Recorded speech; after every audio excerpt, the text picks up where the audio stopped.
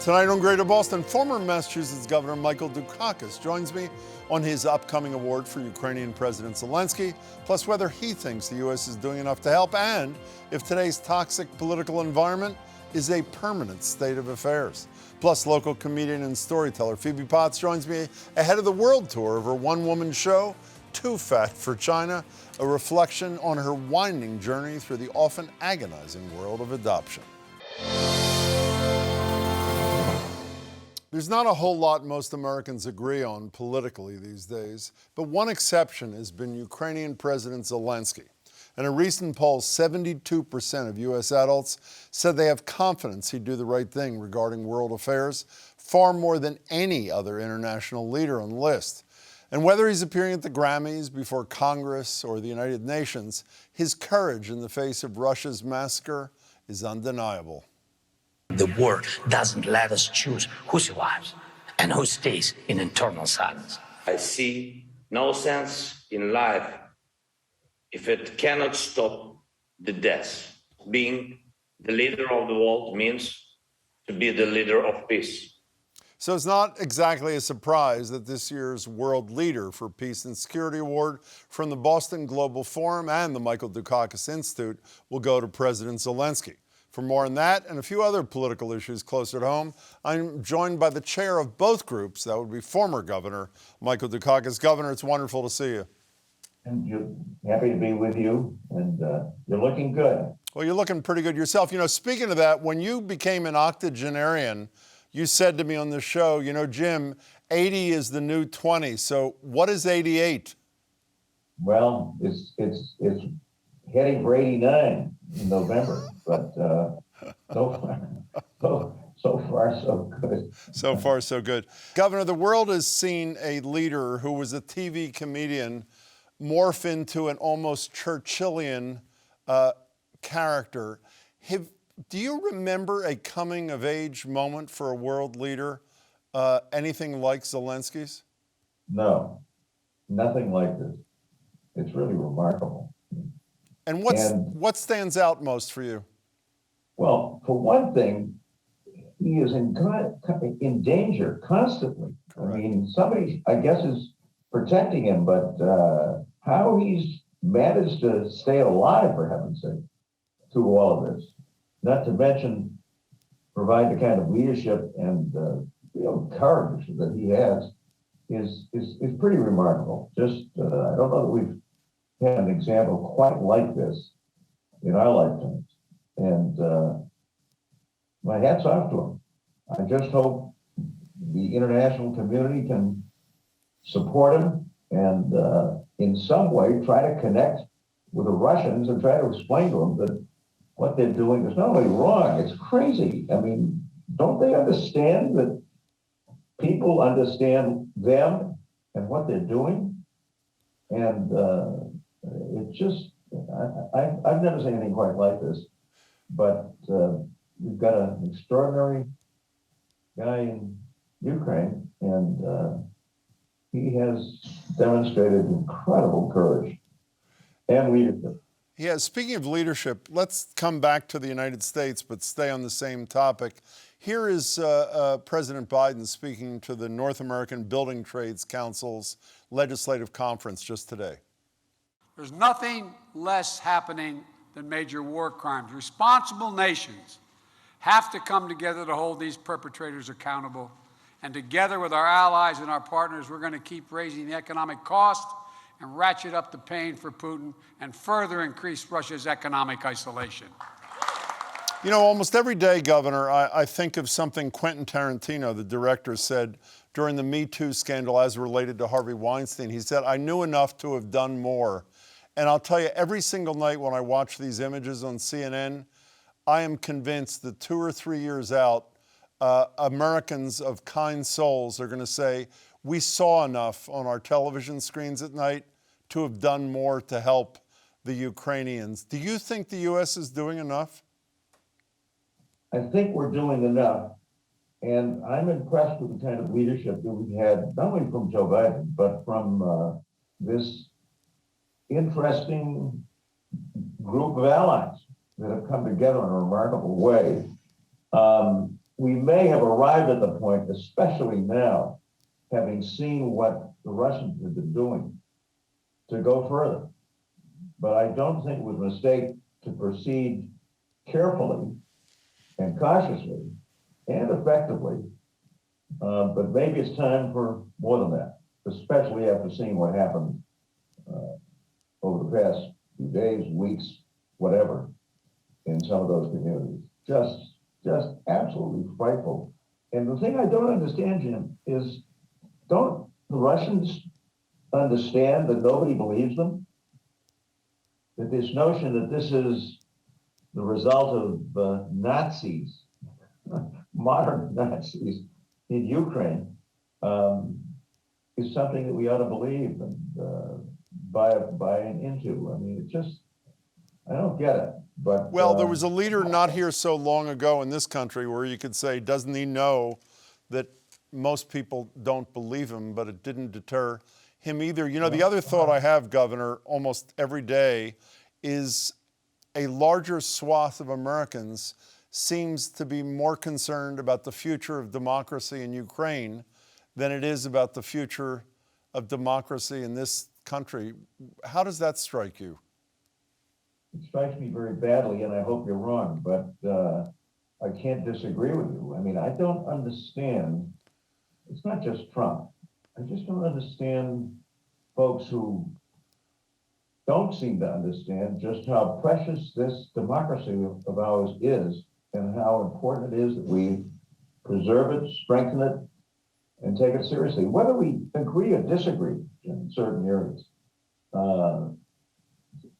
It's just, I don't quite understand the folks that have continued to support Trump and to do so under impossible circumstances. And we'll see. But well, you know, we'll see pretty soon, it seems, because, you know, while you know and I know, 70% of Republicans tell pollsters they believe that Joe Biden is not the legitimate president. The rubber hits the road in May or June when the January 6th committee, in my estimation, is going to come pretty close to producing a smoking gun in terms of Trump and the insurrection. But, you know, you hearken back to the infamous, I could shoot somebody on Fifth Avenue and I wouldn't lose a vote. And I'm paraphrasing, obviously, what candidate Trump said. If the January 6th committee does produce a smoking gun, does that in any way reduce the influence, the trance that Donald Trump has put over the Republican Party? Well, I don't talk to a lot of Republicans these days. I suppose I should more than I do. But my sense is that he's beginning to get into a lot of trouble politically, both among Republicans, at least a lot of them, as well as people generally. I think he's going to be a real problem for the Republicans politically, because he continues to assert whatever it is that he asserts. And I think gradually the kind of support he was getting in the Republican Party is going to be fading, but I think he's still going to be a terribly difficult problem politically for the Republicans as we move toward the midterms and beyond. Well, you know, it really depends, I guess, on who the Republicans are. I mean, I'm sure you read that Fred Upton, one of the 10 Republicans who voted for impeachment in the House, said he wasn't running for re-election. Very solid. Four of the 10 have said they aren't running, and the other 6 have primaries where in some or virtually all have Trump-endorsed primary opposition. Right. The moderate Republican Party is dead, is it not? Yeah, disappeared, yeah. And these are very good people, very good people. You know, I've worked with lots of Republicans in the course of life. I know you did. And you knew many of them. And they were good people. We shared a lot of the same concerns, the same feelings. Many of them were outstanding in what they did, their commitment to civil liberties, to the environment, to a whole series of things. But they certainly seem to be disappearing from Republican Party these days. And when you lose people like the folks that you mentioned, you're losing very good people. So do you see a road out of this mess? I mean, how do we get back to that promised land? I don't know. I just don't know. And I'm concerned enough with the prospects of Democrats to focus on that. But I'm just baffled at what's going on in the Republican Party these days. Well, Governor, in our remaining minutes, let's come home for a minute. I hope people have seen this thing out of this great package out of NBC Boston from late last year, where that's Trash Boy from TikTok. I don't mean that in a disparaging way. That's how he identifies himself. And you two are doing what I've seen you do, and you've been doing for decades, is what you can do to keep our communities clean and help the environment. We lived through yet another UN report this week talking about dire circumstances, but some hope there. Do you have hope? I mean, we just encountered a situation where I would have thought, maybe naively, that when we say we're going to try to wean ourselves off Russian gas and oil, it's a perfect opportunity to take a closer look at alternative fuels, non-fossil fuels. But in essence, it seems most of the world has embraced sort of a drill, baby, drill response to this Russian cutoff. No, I don't think it's that extreme. And there's a lot going on alternative energy that's taking place and is very encouraging, notwithstanding what we're seeing. But we don't have a lot of time, Jim. And we don't get moving as an international community on doing serious things about conventional energy, if you will, and its effects. We're not going to have much of a planet. I may not be around, you may not be around, but it's very, very troubling. I plan to be around for a long time. I hope you do too. One last thing, Governor, before you go. When South Station was named for you, and I spoke to you shortly thereafter, I have to say I've rarely seen a public figure who had an important place named after him, the Michael S. Dukakis, I think, Transportation Center at South Boston. I don't mean this disrespectfully, care less about it. Your focus immediately turned to what you really care about, North-South Rail, South Station to North Station. Charlie Baker wasn't crazy about it. He's leaving.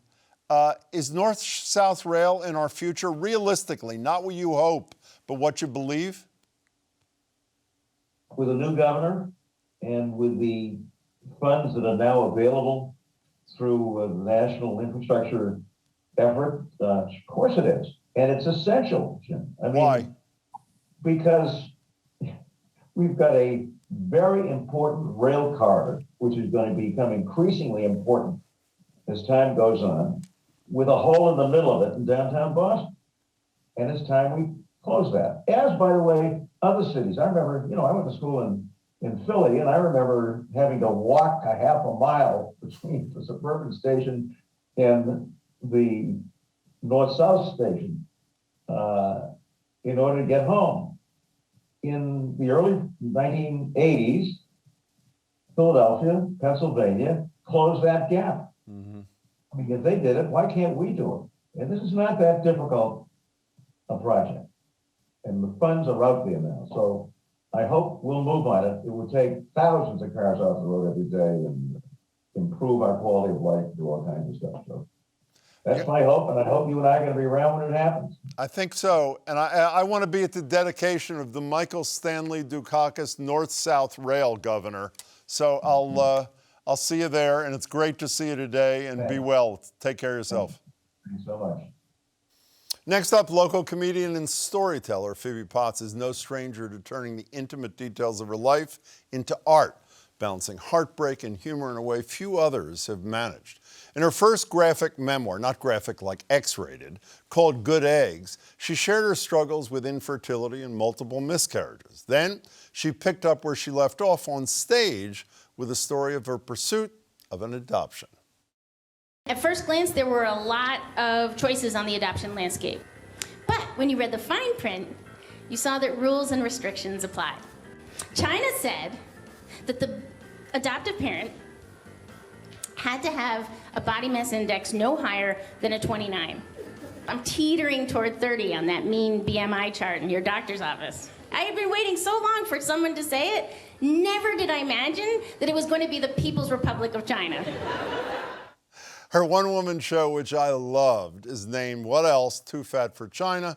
Phoebe Potts joins me now ahead of her world tour next week. Phoebe, it's wonderful to see you. It's so great to be here. So that bit explained why it's called Too Fat for China. And I know no one should ever tell an artist how they might have done something differently. But after having watched this, it could have been called Too Fat for China, Too Principled for Cincinnati, and Almost Too Guilt-Ridden for Ethiopia. Does that not describe it more aptly, would you not say? Yeah, or we could just call the whole thing It Takes a Mortgage. We're going to get to the finances at the beginning. This is a story of what one would do, what one did, well, what you did do to find love. The love of a teeny tiny baby, as you said in your piece. Tell us about it. So it's exactly what I just said. I went on a discovery, I go on a discovery in the show to find out that it doesn't take a village to raise a child. It takes a mortgage to get a child. That my husband and I wanted to adopt, and we tried. The short story is we failed in Cincinnati, and we got a tiny little baby in Ethiopia.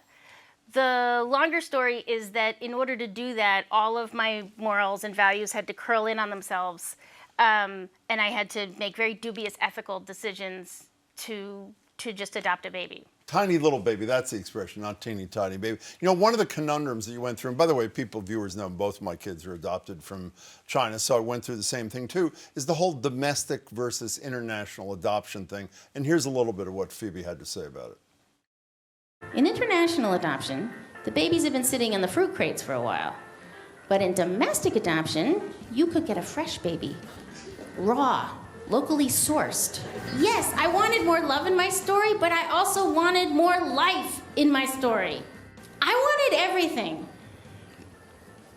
And I'm American. So I bought it. So I bought it. For those who haven't been involved in the adoption world, flesh that out a little bit. So in 2008, which is when we did this, you could get a baby in this country, adopt a baby, to the tune of $40,000. You don't pay a birth mother for the baby. That would be actual trafficking, but that is the amount that you have to part with. We also learned that if we were, quote unquote, open to race, we could get a black baby girl for $28,000. And a black baby boy had this bargain price of $24,000. So Obama's first year of presidency, a black baby boy is valued at 66% less than a white child through adoption. An enormous amount of money changes hands. And I think as soon as there's all this money changing hands, then that's where lots of not so great things start to happen. But you almost had a black baby from Cincinnati, and the reason it fell apart was not about the price tag. No, it was because this woman was incredibly unsupported by the agency. The mother, the biological I'm sorry, mother. yes, the biological mother, the birth mother, and she had to make a decision that was the best for her child. You know, I think most people watching this show don't need me or anybody else to tell them that race and racism infect virtually everything. But you follow the money trail here. Follow it a little bit for us now, if you would. So I'm standing at the Bole airport in Addis Ababa. We've arrived. We're going to meet our baby. This is supposed to be this magical Hollywood moment. But I'm aware suddenly of this long line of Ned and Nancy knapsack neocolonialists, all with their tiny little babies on their arms. All these people look just like me, except they're blonde and from Dubuque, so they're not Jewish. And they all have a tiny little Ethiopian baby. And I realize the system that I'm a part of is I'm here in Ethiopia to adopt a baby, not because I'm an awesome person, not because my intentions are great. It's simply because I have a mortgage. And I got that mortgage because my folks helped me out. And my folks were able to help me out because my dad and my husband's dad came of age after the Second World War, and so got the benefits of the GI Bill. Like all their home ownership, their education, their wealth came from that era, from being GIs, white GIs, or I should say, not black GIs. And it's because of that legacy of wealth that I'm standing in Addis Ababa. You know, Cornell Brooks was here a couple of weeks ago, former president of the National NAACP, and he wrote a piece about that very issue. And I said to him, here, I learned all this from you, but I really learned it all from you when I saw your play about the GI Bill in Gloucester a couple years ago. You know, unrelated to any specific path you took, you say in the play, I don't really want to be a mother, but a father, that would be good. Now, most of us sadly know what you meant by that, but for the few who don't, what did you mean, Phoebe, there? I think that in America, there's this cult of American motherhood.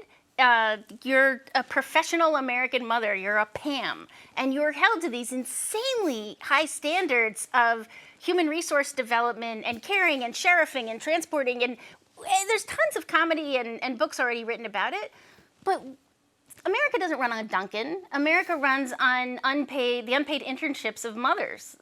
That's what's making everything go. That's why you and I got fed. That's why we got educated, is because mothers came in and did the work. And it's still, I know it's gendered, but it still falls to them. By the way, Chris, who you know well, would agree with every word. I just want you to be clear. She's right. Now, speaking of common themes throughout this, didn't matter where you were going or what you were doing, a constant theme throughout Too Fat for China is dread. And by the way, it's something even in my own circumstances I have lived with quite a bit. Here's a little bit of what Phoebe had to say about that never-ending dread. So the first thing I do, before I even open my eyes, is I check the internal headlines and I scan for the vital information that I need to start my day, namely who I've been disappointing lately and slights made against me. And then I know exactly how much dread I should feel before I even get dressed. Boy, did you nail it. By the way, when there's a slight, how long do you hold it? Forever, I hope?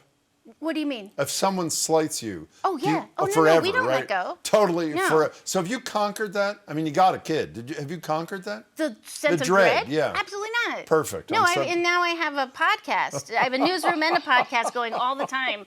Just calculating, here's where you messed up. Here's where it's never going to be right. Here's where all the worry goes. My father was a journalist like you, so I grew up going into the newsrooms after school and on weekends, and that's why it lives here, and they just constantly are tabulating. They're going to say very nice things about this, by the way. Well, we'll see. Yeah. So in any case, I saw this 3 years ago. 3 years ago, we saw this in Gloucester. Can you believe? So why is it back? I'm thrilled that it's back, and I really did love it. I'm not just saying it because I loved it. You said you don't like these kind of things, but you liked mine. That's exactly right. No, I don't like Yeah. these kind of things, and I loved yours, is what I actually said. Why is it back? It's back because through the help of the Gloucester stage and Christopher Griffiths, I was encouraged to get a grant from the Boston Foundation. It's called Live Arts Boston. Oh, I didn't know it was Boston Foundation. Yeah. Great. And so I got the grant because I said, I'm 51 years old. It's time to launch my performing career. And I want to bring it to Boston. I want to bring my comics in. So we're going to be projecting animations and comics to help me with the story. I want to take it to the Fringe Festival in Scotland this summer. Fabulous. So we have to end the story where the story really began. There was that tiny little baby, and you got him. By my count, the tiny little baby is either 11 or 12. You were correct. He's 11. 11. And how is the formerly tiny little baby? He's, we hit the jackpot with this kid. He's a great kid. And he's not tiny. He's tall, he's strong, he's hilarious. And how did he do with you and Jeff, actually? What do you mean? You say we hit the jackpot. How did he do? Oh, I think, as the psychologist Donald Winnicott would say, we're good enough. Phoebe, I wish you huge luck with this show. I did love it, and I hope everybody watching tonight gets to see it. It's great to see you, Thank Phoebe you so Potts. much. Be well. Really appreciate Thanks. it. The Too Fat for China World Tour kicks off a week from today, April 13th and 14th in Boston, then April 29th and 30th at the Mosesian Center for the Arts in Watertown, before heading off to Edinburgh, Scotland. You can find more information online at toofatforchina.com, and trust me, you do not need to be an adopter or adoptee to love every minute of this show. That's it for tonight. We'll be back tomorrow. Thank you for watching, and please stay safe.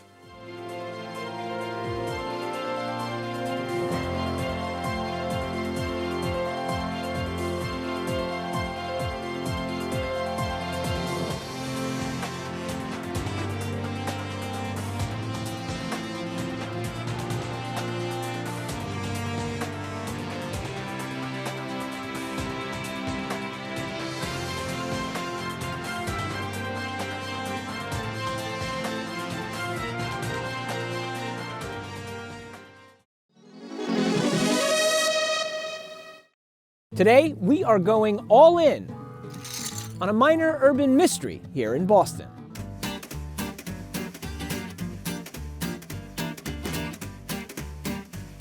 In a typical year, the city of Boston issues about 5,000 permits for street excavations. Companies like Comcast and Verizon dig to lay cable. National Grid tears up stretches to repair gas lines. And well over 100 different private companies working for homeowners or commercial properties lay underground pipes that tap into water mains. Each time a company digs up a Boston street, they are responsible for repairing it when they're done. And crucially, the city has a 3-year warranty on every single one of those patches. According to city officials, about 10% of these patches go bad, cracking, crumbling at the edges, sinking, and they need to be repaired. When that happens, how do city officials know whether that particular patch is still under warranty? And if it is, what company is responsible for fixing it? That's where these guys come in. They are called A-Tags, short for Asphalt Tags, and they are the centerpiece of the City of Boston's street repair tracking system. Though they are but little, about 1.5 inches in diameter, they are fiercely informative, if you know how to decode them. The year the patch was laid is marked at the center of each A-tag, so it's easy to quickly identify whether it's still under warranty. As for who laid each patch, city officials devised a color coding system. Now, big companies that do a lot of digging, they get their own custom colors, and they get to display their name on their A-tags. National Grid, you're yellow. Boston Water and Sewer, you're blue. MWRA, you're light blue. Comcast and Verizon, you're orange. Eversource, you're red. I said the steam company, you're white. Private contractors who work under the streets of Boston get a green A-tag with a unique ID number at the top. So all it takes is a quick look at a legend to know who did the job. A-tags have been required on every patch laid in the city of Boston since 2011, and companies can be fined if they don't embed their chip.